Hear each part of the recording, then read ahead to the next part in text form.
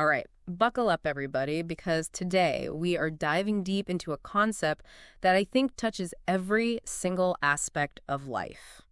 Dependency. Yeah. How we rely on others, how much we lean in, and the surprising consequences, both good and bad, that can come with it.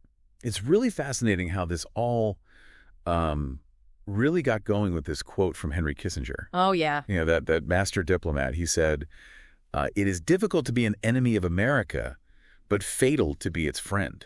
Whoa, okay, that's intense, right? Right. Like off the bat. But Yeah. before everyone starts thinking we're about to, go full Cold War politics on you, Right. we're actually going to apply this idea to you, to your relationships, your work, even your community. Yeah.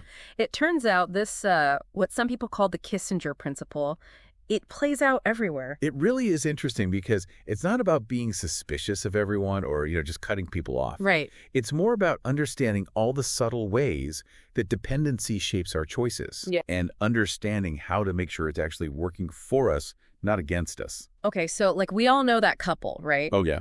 Where one person kind of gives up everything for the other. Yeah. Their career, their hobbies, even their friends. Uh-huh. We're going to unpack how that dynamic through this Kissinger lens can actually become a real problem. Absolutely. We'll also look at how this plays out in families, Right. businesses, even entire towns. Yeah. Because dependence, when it goes too far, can make people, groups, even whole systems really, really fragile. Okay, I'm already super intrigued. So let's start small. Let's start personal romantic relationships. Right. Our source material has this example of Sarah and James. And honestly, it's a bit of a cautionary tale. Ooh, lay it on me. So Sarah, she's this super talented graphic designer, but she basically puts her entire career on hold to support James as he, climbs the corporate ladder. Mm-hmm. She moves for the job, takes care of the house, really pours all of her energy into being the supportive wife. Classic case of building your world around another person's success. Right. So I'm guessing it doesn't end well. You guessed it. Oh, no. James ends up leaving her, and Sarah's devastated, obviously. Right. But it's more than just heartbreak. It's like her entire foundation is just totally crumbled. Yeah. She's got no job, her professional network has withered, and she's kind of lost who she is outside of being James's wife. This is exactly the kind of situation that the Kissinger principle, I think, illuminates. Yeah.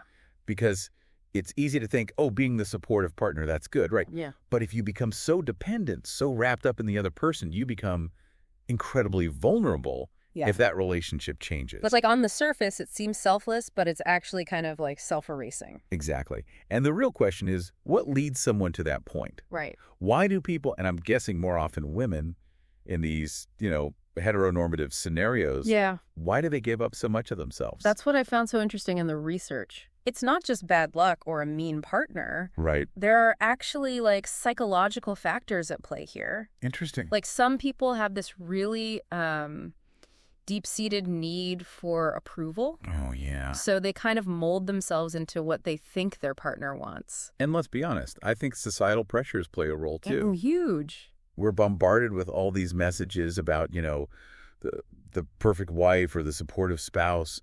And those expectations can be really hard to shake off. Yeah, totally. Yeah. So it's not just about Sarah being naive or James being a jerk. Right. It's this whole complex web of personal needs, societal expectations, and then on top of it all, that power imbalance that grows as one person becomes more and more reliant on the other.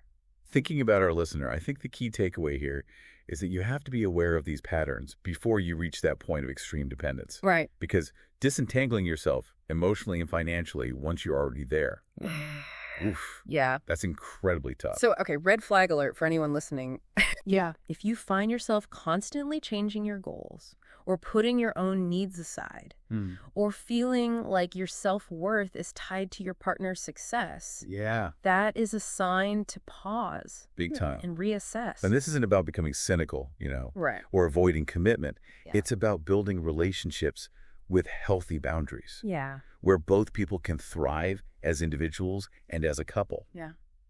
So instead of asking, how can I be the best partner for them? Right. Maybe the question is, how can we both be our best selves in this relationship? That's a great reframing. It's about interdependence, Yeah. not codependence. Right. Where each person brings their strength, they support the other, but they don't lose themselves in the process.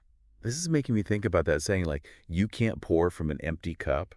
Yeah, totally. If you're constantly giving and giving without, taking care of your own needs, you're eventually just going to run dry. And when that happens, the relationship suffers. Yeah. Resentment builds. And you're left feeling depleted and lost. All right, so we tackled romantic relationships, but this dependency thing, it doesn't stop there, right? Oh, absolutely. In fact, it gets even more interesting when we look at families. Ooh, okay. More to come after the break. Welcome back. It's crazy how this Kissinger principle, it sounds so grand and political. Right. But it can actually apply to the most, intimate parts of our lives. Yeah, and we were just talking about romantic relationships, but You're saying it gets even, trickier when we zoom out to families. No, absolutely, because family dynamics, they're layered with all these expectations, history, sometimes even competition. Yeah. And within that, those dependency patterns can be really hard to spot. Okay, unpack that for me. What are we looking for here? Well, think about those classic roles we see in families. Yeah. The golden child, the scapegoat, the peacemaker. Right. These roles often emerge from these subtle power imbalances and how kids adapt to kind of get their needs met. Ooh, this reminds me of something in the source material. Yeah. About how, the golden child, the one who's always praised and favored, might actually be more vulnerable in the long run. It's a fascinating point, and it kind of flips the script on what we usually think. Right. Because on the surface, the golden child seems to have it all. Right. The love, the support. The opportunities. Yeah. But you're saying that can backfire. How so? Well, imagine a kid who's constantly praised for their achievements, always meeting their parents' expectations. Mm-hmm. They might never learn to deal with failure, to bounce back from setbacks, or to develop their own sense of worth outside of those achievements. Should they become almost dependent on that praise, that external validation? Exactly. And what happens when they leave that protected family environment? Right. When they hit the real world where, things don't always go their way, where they have to forge their own path. That's when the trouble starts. Often, yes. They might struggle to make independent decisions, to handle criticism, or to build relationships where they're not constantly the star. Right. They've been conditioned to rely on that external validation, and without it, they can feel lost and directionless. Wow. That's kind of mind-blowing. It is. It's like the very thing that seems like an advantage, all that love and support, can actually become a crutch. That's the paradox of dependency. Yeah. It can feel comforting, even safe in the short term. Right. But it can really undermine your resilience and your ability to thrive in the long run. So how do we, as listeners, apply this to our own families? That's a great question. Are there any red flags we should be looking out for? Well, first, I think it's important to remember that every family is unique and these dynamics are super complex. For sure. But a good starting point, I think, is to observe how decisions are made in your family. Okay. Who holds the most power? Who seems to, influence everyone else's choices? And then to think about how that might be affecting each person's, growth and independence. Exactly. Is anyone constantly deferring to someone else's opinion, even when they disagree? Right. Is anyone afraid to pursue their own goals because they're worried about disappointing someone else? That's pretty insightful. I'm definitely going to be thinking about this in my own family now, but it's not just about identifying the patterns, right? Yeah. It's about what we do with that awareness. Absolutely. And that's where it gets tricky, because you can't just walk in and say, hey, everyone, we've got some unhealthy dependency going on here. Let's fix it. Yeah, that might not go over so well at the next family dinner. No, probably not. Okay. But what you can do is start with yourself. Right. Become aware of your own tendencies, your own needs for approval, your own ways of relating to power. So, if you're the one always giving in, always trying to please everyone else, maybe it's time to, set some boundaries and prioritize your own well-being. Exactly. And if you're the one who tends to be more controlling or influential, maybe it's about giving others space to make their own choices, even if those choices aren't what you would have chosen for them. This is reminding me of that example from the source material about the Martinez family business. Oh, yeah. The relatives who were super reliant on the patriarch, always trying to please him. Yeah. They really struggled when he passed away. It's a classic case of what happens when you build your entire life around someone else's approval. Right. When that person is gone or the power dynamic shifts, you're left without a foundation. But those family members who had their own thing going on, their own careers or interests, they were more resilient, more adaptable. Because they hadn't put all their eggs in one basket. Right. They hadn't made their entire identity dependent on being the good child or the successful heir. Okay, this is all making so much sense. So it's not about avoiding closeness. Right. Or becoming suspicious of our families. No. It's about fostering healthy interdependence, where everyone feels supported but also empowered to make their own choices. You nailed it. And this principle, this awareness of how dependency can be both a blessing and a curse, it goes way beyond families. It pops up in communities, organizations, even entire nations. All right, you've officially piqued my curiosity. Let's zoom out even further. How does this play out in the wider world? All right, so we've gone deep on how this whole Kissinger principle plays out in romantic relationships and families. But I'm really curious to see how it scales up, Because it does, it's this whole dynamic of dependency. It's like a fractal. Oh. The same patterns that play out between two people, they also show up in groups, organizations, even whole societies. Okay, my mind is ready to be blown. Give me an example. All right, well, let's think about community life. Okay. Our source material uses this really interesting example of a small town that was completely reliant on a single factory for employment. Wow. When that factory shut down, it wasn't just like an economic blow. It was like the whole town's identity just imploded. Because their lives, their sense of purpose, it was all tied up in that one place. Exactly. And that's what makes dependency so tricky. Yeah. It can create this sense of belonging, shared purpose, even stability. Right.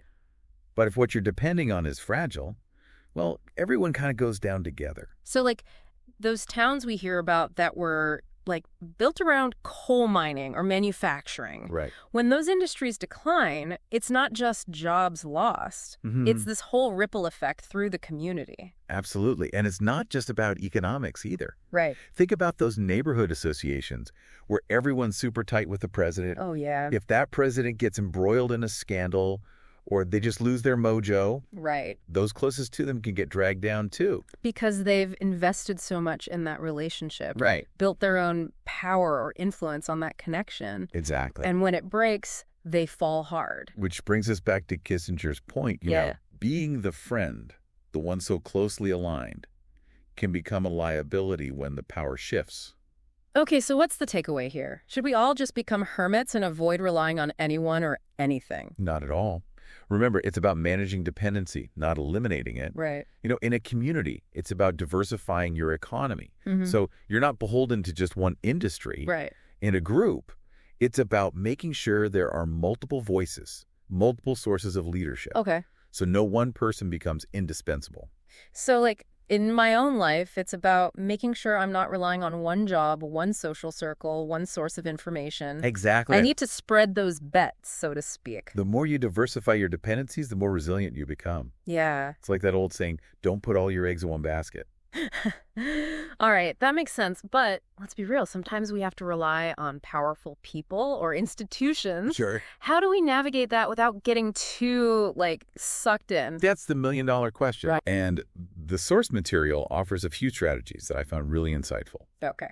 The first is to remember that no power dynamic is permanent. Okay. What seems solid today could shift tomorrow. So, that venture capitalist everyone's chasing, right, their investment priorities could change, or they could, fall from grace. Exactly. Don't build your whole strategy around pleasing one person. The second strategy is to maintain your own independent sources of value, whether that's your skills, your reputation, your network, or even just your integrity. So even if you're working with someone powerful, you're not solely defined by that relationship. No. You've got your own thing going on. And finally, and this is crucial, yeah, don't be afraid to walk away if a relationship becomes too toxic or demanding. Right. Even if it means losing some short-term benefits. Because ultimately, preserving your autonomy, your values, that's worth more than clinging to a source of power that's no longer serving you. Well said. It's like that line from the poem, better to reign in hell than serve in heaven. Ooh, intense. Okay, maybe a bit dramatic, but the point is, true freedom comes from being able to make choices, right, even tough ones, based on your own compass. I love that. This has been such an eye-opening conversation. I feel like I have a whole new lens for viewing, relationships, and power dynamics. And remember, this isn't about becoming paranoid or distrustful. Right. It's about understanding the subtle ways dependency works so we can make more conscious choices, build stronger relationships, and ultimately be more resilient in a world where power is constantly shifting. It's like now that we've explored this Kissinger principle, we can't unsee it. It's everywhere. And that's a good thing. Yeah. Because awareness is the first step to making better choices. Right. So as you go about your day, pay attention to those power dynamics. Notice where you're leaning in, where you might be over-reliant, and where you can create more balance and autonomy. This has been a fantastic deep dive, and I feel like we've just scratched the surface of this, like, fascinating concept. Yeah. I encourage everyone listening to keep exploring, keep questioning, and keep striving for that delicate balance of connection and independence in all areas of your life.